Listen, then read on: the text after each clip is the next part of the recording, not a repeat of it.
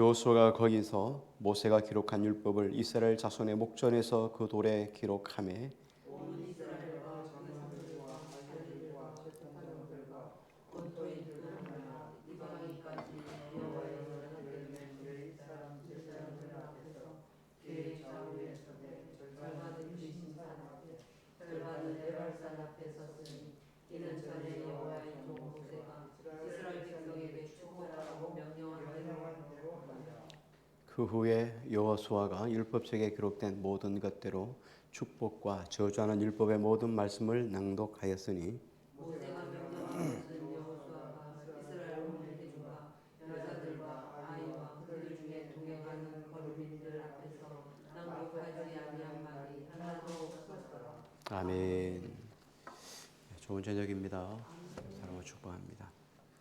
오늘 여호수아서 8장을 전체 중심으로 함께 말씀을 조금 생각해 보려고 합니다. 8장 전체, 7장과 대비해서 8장으로 넘어와서 8장 말씀을 생각해 보려고 합니다.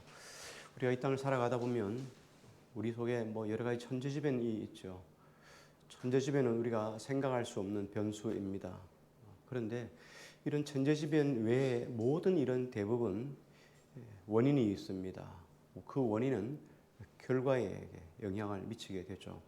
요즘 새벽에 계속 그 사무엘하를 계속하고 있는데 다윗 이야기를 하고 있죠. 다윗이 결국은 압살롬에 의해서 쿠데타를 일으켜서 쫓겨나게 되죠. 다윗이 죽을 뻔했던 여러 가지 일들 중에 있지만 그 중에서 정말 가장 치욕적인 것이 아들 압살롬이 쿠데타를 일으킨 거죠. 그 사건의 발단을 쭉 보면 암논이 다말을 겁탈한 사건부터 시작해요. 그런데도 다윗이 그 일에 대해서 아무 말도 하지 않고 침묵했다. 압살롬이 자기 양털 깎는 날 형제들을 다 불러다가 모아놓고 잔치를 벌이다가 거기에서 암논을 척살합니다. 그 암논 척살한 것 때문에 분노하고 노했지만 그것으로 끝이에요. 다윗은 바세바 그 사건이나 인해서 우리아의 아내였던 바세바를 취한 사건 때문에 하나님 앞에 혼이 나죠. 하나님께서 말씀하시면서 너는 은밀한 중에 행했지만 나는 너를 백주대낮에 행하리라. 너희 집안에 칼이 끊어지지 아니하리라. 이 말씀을 들었어요. 그러면 암논 사건이든 다말 사건이든 압살롬 사건이든 이런 사건이 일어나면 하나님께 무릎을 꿇고 회개해야 돼요. 그랬더라면 더 큰 자기가 쿠데타가 일어나는 이런 실상 미연에 방지할 수 있었죠. 모든 일은 다 기승전결이 있다고 이야기를 했습니다. 기를 심었기 때문에 결을 맺는 거예요. 기가 없이 어떻게 결이 나오겠어요? 심지 않은데 어떻게 거둘 수 있겠어요? 모든 것은 다 심음으로 말미암아 결론이 나는 거죠. 댐이 무너지는 것도 댐이 한순간에 확 갑자기 무너질 일은 실상 없죠. 댐도 작은 사고와 사건들이 모여서 그렇게 일어나는 거죠. 한번 말씀을 드린 적이 있습니다. 보험회사 그 사고 조사원이 사고를 다 보니까 한 건의 사망 사고가 일어나기 위해서는 그 전을 거슬러 올라가다 보면 아주 자잘한 경상 사건이 수백 건이 있었다는 거예요. 그리고 조금 지나 보면 수백 건이지만 좀 중상을 입는 사건들이 몇십 건 있었다는 거예요. 그런데 결국은 사망사고가 나오네요. 사망사고는 하루아침 일어나는 게 아니라 여러 가지 사건이 일어날 만한 사고가 일어날 만한 요인, 이런 작은 경상사건이 쌓여서 중상이 되고 중상이 쌓여서 사망에 이르게 되는 거예요. 그러니까 미연의 작은 사건들을 조금만 방지했더라면 사망사고는 안 일어나게 되는 거죠. 1985년도 7월 19일 날 이탈리아 알프스 산자락에 있는 스타바 계곡이라는 곳에 있는 댐이 붕괴가 됐어요. 댐이 완전히 붕괴된 시간은 몇 분이냐면 3분 29초예요. 3분 29초 만에 댐이 무너졌는데 이 일로 인해 사망이 268명이 사망을 했어요. 그리고 집이 그 동네가 63군데 건물이 완전히 다 무너졌고 다리가 8개가 붕괴가 됐어요. 대참사였죠. 이게 사고가 다 수습을 하고 난 다음에 조사를 들어갔습니다. 댐이 왜 무너졌을까? 댐을 붕괴가 된 원인이 무엇인가 하고 조사에 들어갔습니다. 처음에는 이게 갑작스러운 지진에 의해서 댐이 무너지지 않았는가 이렇게 생각을 했어요. 그런데 일치 여러 가지를 다 조사하면서 놀라운 일을 발견했어요. 이 사고가 일어나기 전에 딱 6개월 전에 댐 외벽에서 산사태가 일어나가지고 댐이 한 20m 정도가 구멍이 북 옆에 생겼다고 합니다. 그런데 20m 구멍이 생겨서 빨리 거기를 이렇게 댐을 하고 흙을 채워 넣어서 물이 새지 못하도록 더 피해가 없도록 빨리 조치를 취해야 돼요. 그런데 웬일인지 2개월 동안 그냥 놓아뒀어요. 2개월 후에부터 댐을 보수를 했습니다. 2개월 후부터 댐을 보수하니까 이미 구멍난 쪽으로 산이 물을 다 먹은 거예요. 물을 많이 먹었습니다. 물을 먹다가 더 먹을 데가 없으니까 물이 튕겨 나간 거예요. 그래서 댐에 터지는 발단이 된 거예요.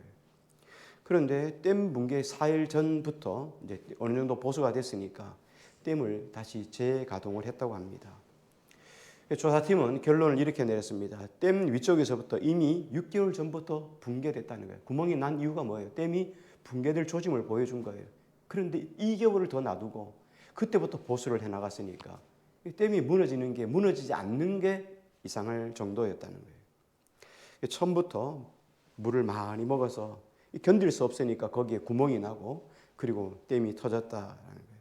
그래서 전문가들의 결론이 뭐냐면 아무리 큰 댐이라도 아무리 안전한 댐이라도 작은 문제가 생겨났을 경우는 그 문제를 재빠르게 조치하지 않으면 화가 임한다. 그래서 문제는 잘못된 일은 빨리 바로잡을수록 사고의 범위가 작아진다는 거예요. 그리고 위험의 크기가 줄어들 수 있다. 우리 옛말에도 호미로 막을 거 가래로 막는다 이런 말이죠. 작은 문제는 신속하게 빨리 이 문제를 해결하지 않으면 나중에는 더 큰 문제로 감당할 수 없는 문제로 커지게 된다는 걸 의미합니다. 지금 이 문제가 오늘 여호수아의 문제에서 아이성 전쟁을 인해서 36명이 죽는 사건, 그리고 이후에 여호수아가 다시 회개하고 다시 돌이켜서 하나님 앞에 섰어요. 이스라엘 백성들이 계속 승승장구하다가 아이성 전쟁으로 인해서 큰 실패와 오점을 남겼습니다. 더군다나 이 전쟁에 한 번도 자기들이 손을 써보지 않았잖아요. 칼 싸움을 해본 적이 없어요. 근데 아이성 전쟁에서 실패했단 말이에요. 지금까지는 다 뭐예요? 그냥 하나님이 말씀하신 대로 순종했어요. 그렇게 해서 하나님 말씀대로 순종해서 지금까지 왔는데 아이성 전쟁에 실패했거든요. 이 전쟁의 주체가 하나님인데 하나님으로부터 외면당했으니까 이제 그들이 어떻게 할 수 있겠어요? 우리가 하나님으로부터 외면받으면 우리가 어디 갈 수 있겠어요? 그렇잖아요? 가장 중요한 건 하나님과 관계가 깨지면 안 돼요. 사람과 관계는 깨질 수 있겠죠. 근데 하나님과 관계가 깨지면 이게 어떻게 힘을 쓸 데가 없는 거예요. 여호수아도 동일해요. 하나님이 진노하셨으니까 무슨 힘을 쓸 수 있겠습니까? 무슨 용기가 일어나겠습니까? 어떻게 삶을 살아갈 수 있겠어요? 7장 1절을 한번 볼게요. 우리 7장으로 다시 넘어가 7장 1절을 한번 볼게요. 같이 읽습니다. 시작. 이스라엘 자손들이 온전히 바친 물건으로 말미암아 범죄하였으니 이는 유다 지파 세라의 증손 삽지의 제자 달미의 아들 아간이 온전히 바친 물건을 가졌습니다. 여호와께서 이스라엘 자손들에게 진노하시니라. 네, 하나님이 진노하셨다. 이 사건을 다 해결했어요. 아골골짜기다. 7장의 마지막 절에 보면 아골골짜기에 다 돌로 쳐 죽였죠. 그런데 아간만 죽은 게 아니에요. 그죠? 아간의 아내, 아간의 자식들, 그리고 아간의 집에 있던 종들도 있을 거고, 그리고 아간이 가지고 있던 모든 양, 소, 자우전 생명 있는 건 다 죽였어요. 생명 있는 것만 아니라 생명 없는 것도 아간에 속한 모든 물건을 다 돌로 쳐 죽이고 그 돌 무더기를 쌓았다는 거예요. 이 아골골짜기 되었어요. 자, 그리고 하나님께서 이스라엘 백성들을 이끌고 다시 전쟁에 나갑니다. 자, 그런데 3만 명을 데려 나가요.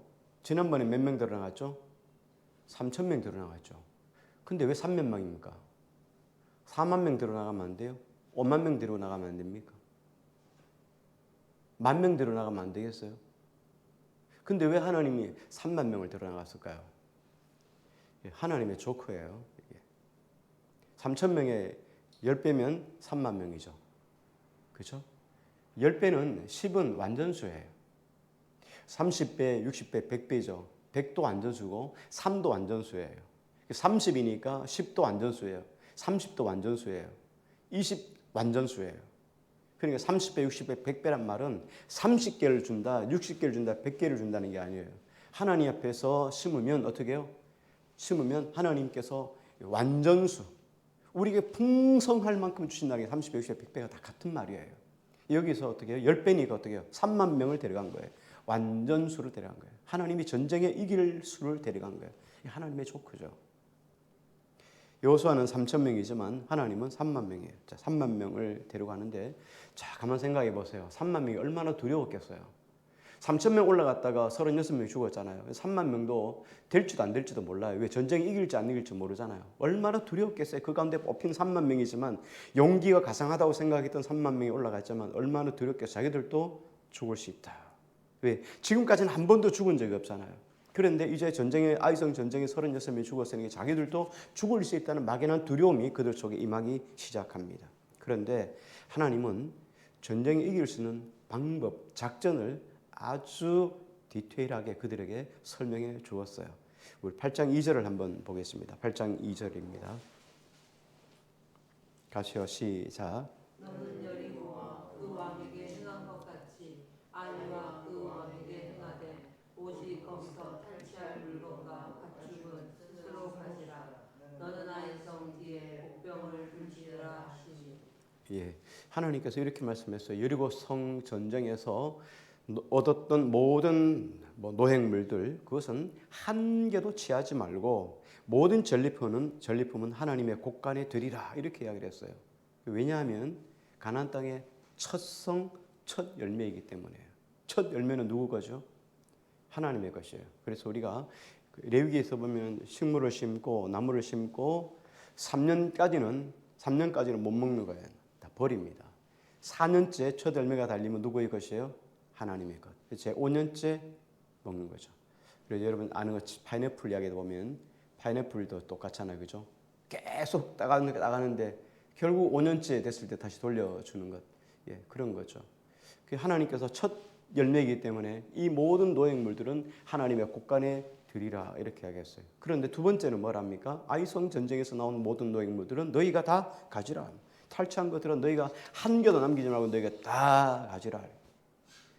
그러니까 여리고 성에서 욕심만 내지 않았다면, 여리고 성에서만 순종했더라면 아이성 전쟁은 식은 죽 먹기예요. 간단히 정복할 수 있어요. 그리고 모든 전리품을 다 자기 것으로 취할 수 있었어요.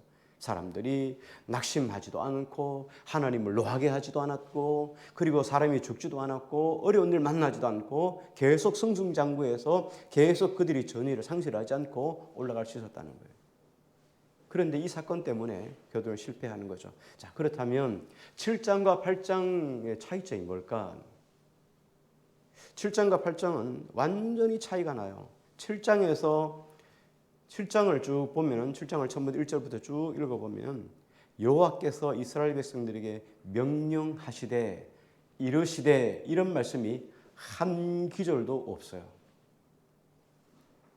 그러니까 6장까지는 여리고성 갔을 때 하나님이 명령하신 대로, 하나님이 말씀하시는 대로 6장이에요. 7장은 전혀 하나님 말씀대로 없어요. 생략. 그 다음에 8장에 다시 하나님께서 명령하시되 하나님 말씀만 이르시되 라는 말씀이 나와요. 8장 1절을 한번 다시 한번 볼게요. 8장 1절입니다. 같이요. 시작. 여호와께서 여호수아에게 이르시되 두려워하지 말라, 놀라지 말라. 군사를 다 거느리고 일어나 아이로 올라가라. 보라, 내가 아이 왕과 그의 백성과 그의 성읍과 그의 땅을 다 내 손에 넘겨주었으니. 네, 여호와께서 여호수아에게 이르시되. 7장은 없어요. 하나님의 말씀과 전혀 관계없이 행동했다는 말이에요. 우리가 하나님의 명령, 하나님 말씀을 잃어버리면 이렇게 돼요. 결국은 화를 범하게 되죠. 36명이 죽는 일은 어디서부터 출발했어요? 여호수아가 하나님의 말씀 앞에 귀를 기울이지 않았기 때문이에요. 하나님께서는 다시 아이성을 재탈환하기 위해서 작전을 짜게 만듭니다. 3만 명을, 아주 용맹한 사람 3만 명을 착출을 했어요. 그리고는 이렇게 이야기를 했죠. 아이성 뒤쪽에다가 2만 5천 명, 한 무리 2만 5천 명을 거기다 매복하게 하고 5천 명은 여리고성 앞으로 가서 여리고성 앞에 성문 앞에 가서 공격을 하도록 했어요. 공격하다가 안 되면 안 될 것 같처럼 보이게 가짜로 탁 도망을 해가지고 도망을 치라 이렇게 하겠어요. 그러면 그들이 성문을 열고 와 쫓아나올 거란 말이죠. 그러면 뒤에 있는 사람들이 성문 안에 들어가서 모든 것들을 태우고 앞뒤에 서가지고 아이성 사람들을 죽이라. 이게 하나님의 작전이었어요. 자, 진짜로 5,000명 뒤에 25,000명 아이성 뒤에 매복해 있어요. 그리고 5,000명만 데리고 와 갔습니다. 막 갔다가 막 투닥투닥 뭐 했겠죠. 하고는 다시 도망을 칩니다. 그러니까 이쪽에서 봤을 땐 아이성 사람들이 봤을 땐 어때요? 지난번 3,000명하고 싸웠는데 이 별것 아니었잖아요. 36명 죽었잖아요. 5,000명, 3,000명에서 5,000명 뭐 그렇게 대수롭지 않잖아요. 그러니까 그들이 하하 또 가소롭게 생각이죠. 그래서 성문을 열고 또 쫓아왔어요. 쫓아와가지고 막 추격해 오는데 추격하다 보니까 뒤에 아이성에서 연기가 막 나는 거예요. 이 불을 질렀어요. 그리고는 앞뒤로 딱 쐈죠. 앞에는 딱 돌아서서 도망치던 여호수아가 이끌고 가는 5,000명이 가다가 딱 돌아섰어요. 앞에는 5,000명, 뒤에는 25,000명, 3만 명이 그냥 군대를 다 박살을 낸 거죠. 큰 승리를 거두게 된 거예요. 자, 그렇다면 7장과 8장 사이에서 가장 중요한 것은 뭐냐면 하나님 말씀을 먼저 듣느냐 듣지 않느냐예요. 하나님 말씀을 들으면 살고 하나님 말씀을 듣지 않으면 죽는 거예요. 7장에서는 하나님 말씀을 전혀 듣지 않았어요. 8장에는 하나님 말씀을 들었어요. 이것 때문에 승리와 실패의 차이가 나는 거예요. 그리고 7장에서는 하나님 명령대로 하지 않았고 8장에서는 하나님 명령대로 순종한 거예요. 그러니까 하나님 말씀을 들었고 하나님 말씀대로 순종하면 승리하는데 하나님 말씀을 듣지도 않고 순종하지도 않으니까 실패하는 거예요. 우리가 삶에서 승리할 수 있는 비결은 하나예요. 찬송가 259장에 보면 주 예수와 밤낮으로 늘 함께 그대는 행동을 하는가 아무 때나 어디서나 그대는 십자가 붙들고 있는가 그대는 주님과 함께 행동을 하는가 그대는 십자가 붙들고 삶을 살아가는가 이게 승리의 비결이에요. 다른 거 없어요. 내가 지금 어떤 결정을 할 때 주님과 같이 행동하고 있는가 내가 어떤 삶이든지 내가 주님과 함께 십자가에 못 박힌 그 십자가를 붙잡고 삶을 살아가는가 이게 우리의 삶의 승리와 실패를 가져다주는 차이점이에요. 7장에 보면 여호수아가 어떻게 합니까? 하나님 앞에 아무 말씀도 하지 않아요. 아무 보고도 하지 않아요. 그냥 보고하지 않아요. 그리고 어떻게 합니까? 째까닥 정탐꾼을 보냅니다. 정탐꾼 보낸 건 어디에서 한 번 했습니까? 여리고성에서 한 번 했어요. 여리고성하고 똑같이 반박으로 하는 거예요. 우리가 한번 어떤 일의 경험을 얻으면 그 경험치가 다음번에 똑같이 사용된다고 생각하는 거예요. 이건 여러분 세상에 가지고 있는 어떤 규칙화된 것들, 뭐 버스 시간이든지 말이죠, 기차 시간이든 이거 다 규칙화되어 있잖아요. 그건 여러분 변화가 없어요. 천재지변이 일어나지 않는 나는 약속이 있는 거죠. 그러나 영적인 싸움, 영적인 삶을 살아가는 사람들에게는 동일한 작전, 동일한 경험이 그 다음에 똑같이 된다는 일은 없습니다. 똑같이 일어나지 않아요. 우리는 매일매일 영적인 싸움을 싸우고 있어요. 오늘은 또 어떤 일이 일어날지 몰라요. 동일한 똑같은 일이 여러분 일어납니까? 여러분 삶 속에 어때요? 이런 일이 일어나면 똑같은 일이 일어납니까? 상상할 수 없는 일들이 일어나잖아요. 내가 생각지도 않은 일들이 나타나는 거예요. 그러면 똑같은 방법으로 똑같은 일을 대합니까? 아니죠. 그런데 여호수아는 똑같이 행동을 했어요. 여리고성에서 했던 게 뭐예요? 하나님이 보니까 정탐꾼을 보내라 하더라. 그러니까 아이성에도 정탐꾼 보내는 거예요. 정탐꾼 보냈더니 그들이 돌아온 보고가 뭐였습니까? 3,000명만 올라가면 되겠습니다. 수고롭게 하지 않아도 되겠습니다. 그렇게 했더니 그 소리를 하나님께 여쭙지도 않고 그냥 하나님의 말씀 무시한 거예요. 하나님 앞에서 이야기했죠. 실패의 원인이 뭐였습니다? 기도하지 않았다. 자만심을 가졌다. 하나님 음성을 듣지 않았다. 기도하지 않았어요. 교만한 거죠. 기도 없이 기도 안 해요. 왜? 지난번 승리했으니까요. 이번에도 승리하지 그까이 거 뭐. 왜? 여리고성보다 확실히 적으니까. 엄청나게 적으니까 그 정도야 뭐 별것 아니죠. 그러니까 그냥 올라갔어요. 정탐꾼 보내면 전쟁에 승리할 것이다. 그런데 이 경솔함이 실패의 원인이 되고 말았죠. 그럼 아무리 영적인 세계에서는요, 아무리 작은 것도 작은 게 아니에요. 작은 게 결단코 작은 게 아니에요. 감기도 놓아두면은 폐렴이 돼서 죽기도 합니다. 감기쯤 이렇게 하지만 아니에요. 암만 무서운 게 아니라, 그렇죠. 감기도 놓아두면은 폐렴으로 가고, 폐렴은 연약한 기저질환이 연약한 사람에게는, 기저질환이 있고 연약한 사람한테는 그냥 큰 데미지가 있게 되는 거죠. 그래서 성경은 우리에게 끊임없이 우리에게 말씀합니다. 하나님 명령에 순종하지 않고 나의 경험, 나의 지식, 나의 판단으로 행동하면 반드시 실패한다. 이게 성경이 우리에게 준 교훈이에요. 그래서 우리가 매번 달라요. 모든 영적인 삶은 어제하고 오늘이 또 달라요. 지난번 사건하고 이번 사건하고 또 달라요. 그러니까 늘상 우리가 매일매일 깨어서 내 생각이나 내 경험, 내 지식, 내 방법, 이 모든 것들을 주님의 십자가에 자꾸 못 박아야 되는 거예요. 끊임없이 못을 박아야 되는 거예요. 그래서 주님의 뜻을 붙잡아야 되는 거예요. 하나님, 이걸 어떻게 해결해야 됩니까? 이 문제 어떻게 해야 됩니까? 이 문제를 어떤 방법을 해야 됩니까? 라고 끊임없이 주님께 물어야 돼요. 왜? 내가 할 수 없으니까요. 여러분 그렇잖아요. 우리가 기도하는 이유가 뭐예요? 내가 못하니까 하는 거죠. 내가 못하니까 주님께 구하는 거예요. 내가 할 수 있으면 내가 주님께 구할 이유가 뭐 있겠어요? 나는 안 되니까 주님께 구하는 거예요. 주님이 해주셔야 됩니다. 내 방법으로 하면은 실패하는 거 뻔히 다 압니다. 하나님, 내 방법은 주님의 십자가에 못 박습니다. 주님의 뜻이 무엇인지 주님의 뜻대로 하시옵소서. 이게 기도예요. 근데 기도하지 않았잖아요. 이게 실패의 원인이에요. 그래서 결국은 하나님의 뜻대로 순종해서 하나님의 주신 작전대로 해서 승리했어요. 그래서 아이성을 함락하고 그리고 그 안에 있는 모든 노획물을 가지고 왔어요. 자, 그럴 때 우리가 이걸 가지고 뭐라나 말하면 승리했다 혹은 회복했다 이렇게 이야기를 해요. 근데 실상 진짜 회복은 아니에요. 왜냐하면 이스라엘 백성들이 아이성 정복 이후에 특별한 행동을 해요. 남다른 행동을 해요. 물론 이것도 하나님이 명령하신 거예요. 이 행동을 바라보면 진짜 회복이 무엇인지를 우리에게 말씀해 주고 있어요. 30절부터 35절까지가 내용인데 30절에 35절까지 내용이 보면 하나님이 쭉 올라가서 하나님 앞에 제단을 쌓아라. 에발산에서 제단을 쌓아라. 이렇게 말씀을 하셔요. 제단을 쌓고 거기에서 하나님 앞에 제사를 드리고 율법을 낭독하라. 여러분, 전쟁에서 승리했다고 하나님과 관계가 회복된 건 아니에요. 하나님과 관계 회복됐다는 건 뭡니까?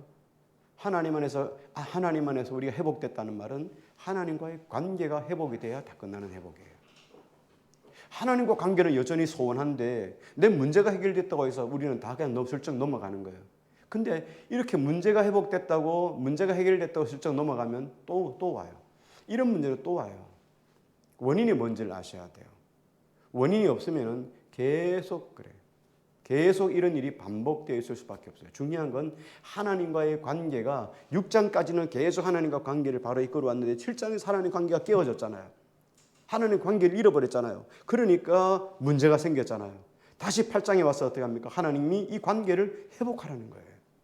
그래서 전쟁은 어쨌든 문제 해결해야 되니까 문제를 해결했어요. 문제 해결했다 모든 게 끝난 게 아니에요. 하나님과 관계가 회복이 돼야 된다는 거예요.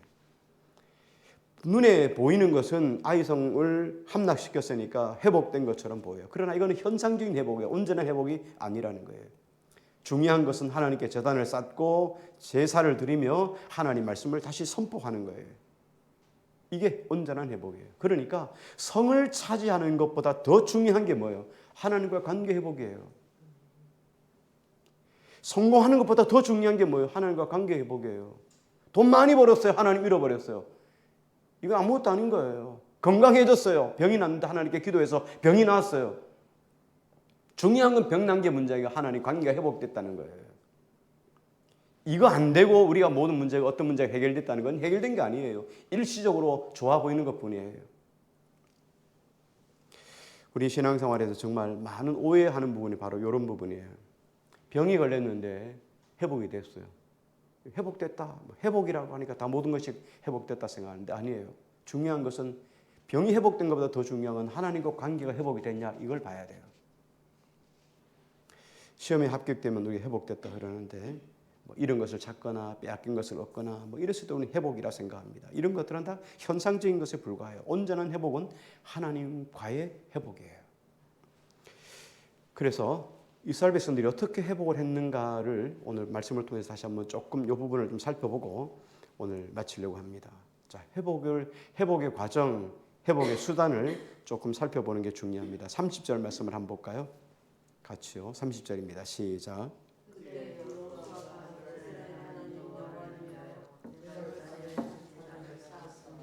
네, 여기 보니까 여호수아가 이스라엘 하나님 여호와를 위하여 에발산에 한 제단을 쌓았다.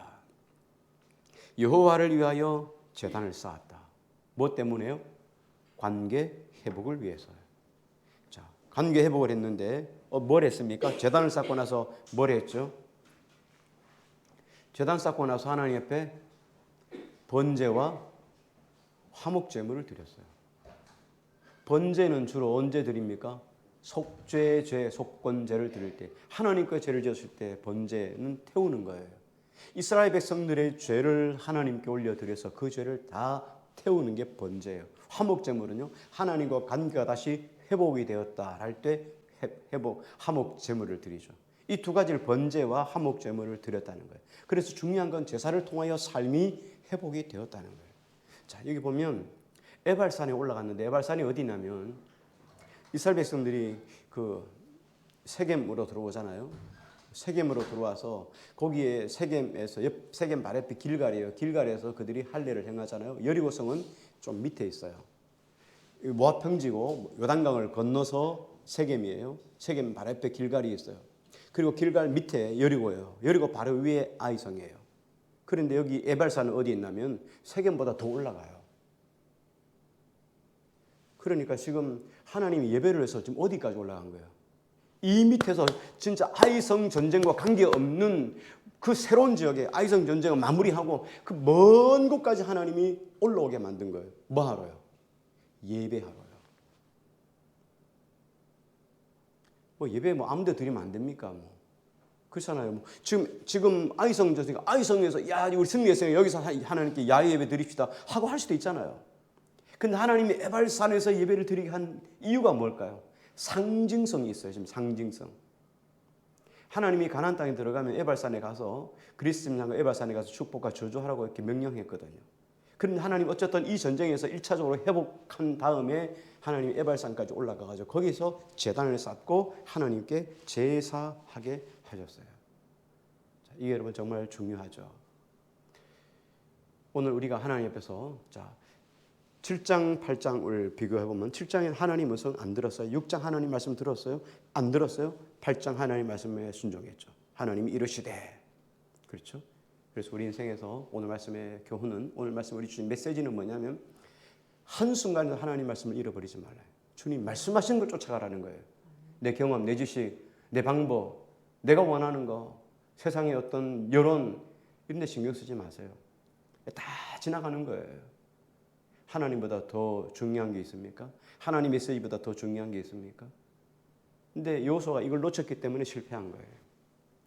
그래서 다시금 하나님 말씀 앞에서 회복이 됐잖아요. 하나님 앞에 회개하고 죄를 발견해가지고 아간 문제 해결했어요. 죄 문제 해결했어요. 그걸로 끝나는 게 아니에요. 자, 그걸로 끝난 게 아니고 하나님 앞에서 말씀의 명령을 듣지 못한 것에 대한 이 관계를 회복해야 돼요. 하나님 이렇게 할 때 내 기도가 하나님 보좌 앞으로 쭉 올라가는 이런 관계가 회복되는 게 주님과 동행하는 삶에 주신 하나님의 은총이란 말이죠. 그러니까 그 찬송가에도 주 예수와 밤낮으로 그죠? 동행을 하는가 어느 때나 어디서나 십자가 튼튼히 붙잡고 있는가. 이게 회복이 안 되면은 모양으로는 내가 하나님과 신앙생활을 잘하는 것 같고 신앙생활을 하는 것처럼 보이지만 아니라는 거예요. 여호수아는 신앙생활을 잘하고 있잖아요. 지금까지.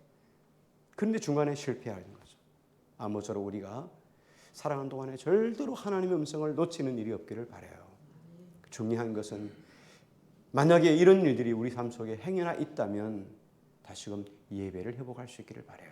하나님 앞에 속죄의 회개를 드려야 돼요. 하나님 앞에 내 자신을 갈갈이 찢어서 태워서 각을 떠서 태워서 내 생각, 내 주관, 내 방법 썼던 것 여호수아가 다 회개했던 것처럼 갈갈이 찢고 부수어서 하나님께 태워 올려버리고 다시금 하나님께 아빠 아버지라 부르시는 자리에 서는 것, 이것이 다음 전쟁에 대한 승리에 대한 가장 중요한 기초예요. 이런 관계가 회복되는 우리 모두가 되기를 주의 이름으로 축복합니다.